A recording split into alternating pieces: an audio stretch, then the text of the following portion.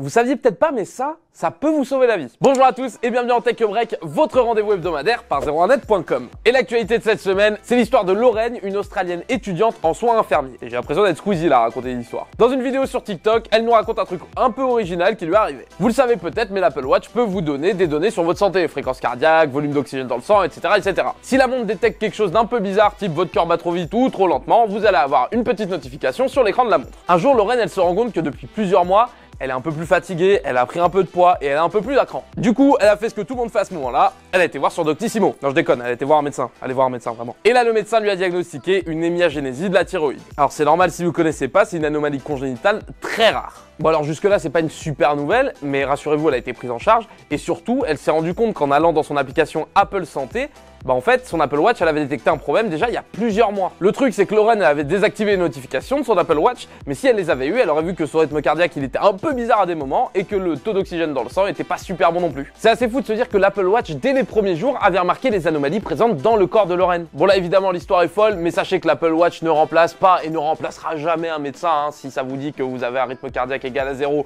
et que vous pouvez lire la notif, c'est que globalement, tout va bien.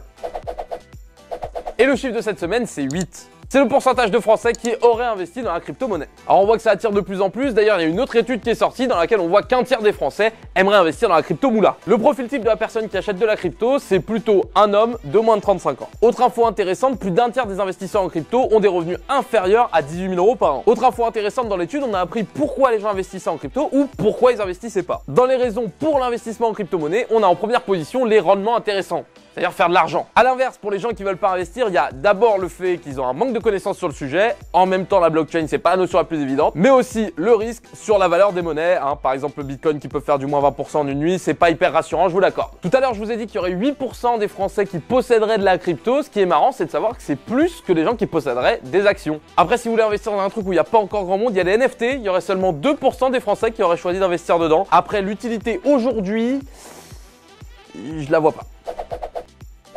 Et place au concours, la semaine dernière on vous offrait votre mini projecteur et c'est Nicolas Vergniaud qui l'a gagné. Bravo à toi, va voir ton commentaire Nicolas pour voir comment récupérer ton petit projecteur. Et cette semaine on vous offre un produit de la marque Zippo, ils font des briquets mais pas que, mais vous allez voir il y a un petit lien avec la chaleur, ça s'appelle la Heatbank 6. C'est une batterie externe qui peut aussi vous chauffer les mains, c'est prévu pour. Je le garde là parce que vu que c'est vert, si je le mets là, bah voilà, vous voyez plus le produit, voilà, on le voit plus, donc c'est ici, ça restera ici. Pour participer c'est très simple, vous le demandez dans les commentaires sous cette vidéo et c'est réservé à des abonnés pour YouTube.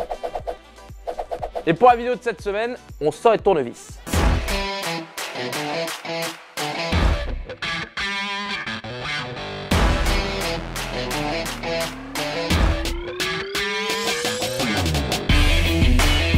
Voici le Steam Deck.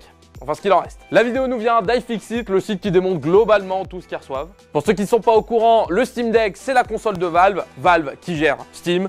Donc le Steam Deck, c'est pas incohérent. Cette console vous permettra, quand elle sortira, de jouer à tout le catalogue Steam. La bonne nouvelle que nous apporte cette vidéo, c'est que la console est facilement démontable et remontable, et qu'elle fonctionne après, ce qui est pas négligeable. Pourquoi c'est une bonne nouvelle? Parce que si votre console est cassée, ça sera facilement réparable.